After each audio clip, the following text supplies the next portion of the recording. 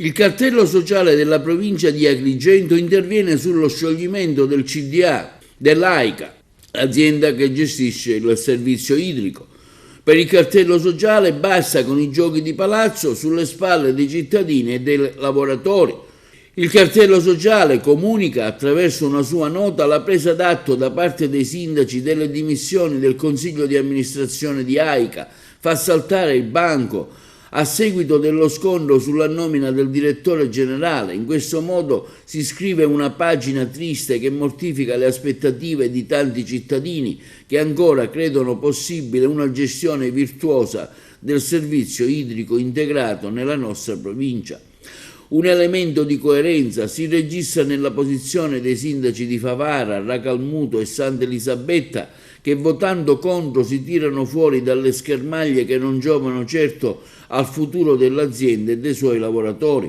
Il consiglio di amministrazione viene liquidato ufficialmente per scarsa produttività, mentre poi si sceglie il commissario tra gli stessi componenti dell'organismo deposto. Si tratta piuttosto, afferma il cartello sociale,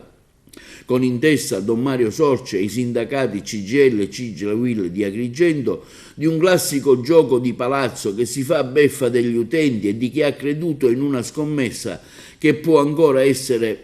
vinta nonostante gli ostacoli che da alcuni settori politici sono stati creati ad arte sul cammino di chi convintamente ha creduto possibile una gestione pubblica del servizio idrico nella nostra provincia. In questo scontro, tutt'altro che ideologico, non si tiene conto dei costi di un'operazione che comporterebbe cifre non indifferenti a carico della collettività. A tal proposito il cartello sociale afferma: invitiamo il commissario a mantenere e utilizzare dirigenti e funzionari interni che hanno consentito di realizzare notevoli economie di scala e di costi, affidandosi a chi conosce bene la materia. Nello stesso tempo auspichiamo che il prossimo consiglio di amministrazione possa essere composto da componenti di alto profilo, estranei alle logiche di piccolo cabotaggio. Un consiglio di amministrazione che non sia rigorosamente lottizzato e asservito a logiche di poteri. In questa direzione il cartello sociale conclude dicendo: invitiamo i sindaci a ispirarsi a comportamenti di grande responsabilità, perché nel rispetto delle loro prerogative non compromettono le opportunità che consentono di programmare al meglio una dote di 100 milioni a vantaggio di un servizio sempre più puntuale nei confronti dei cittadini utenti, al fine di creare quelle condizioni di maggiore garanzia per i lavoratori ancora fortemente sottoinquadrati che comunque assicurano il servizio nonostante le notevoli problematiche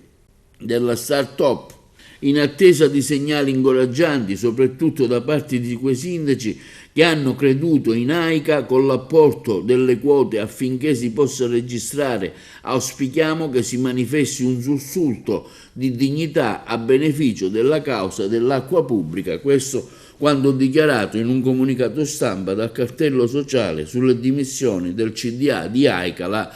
società consortile che gestisce il servizio idrico nella nostra provincia.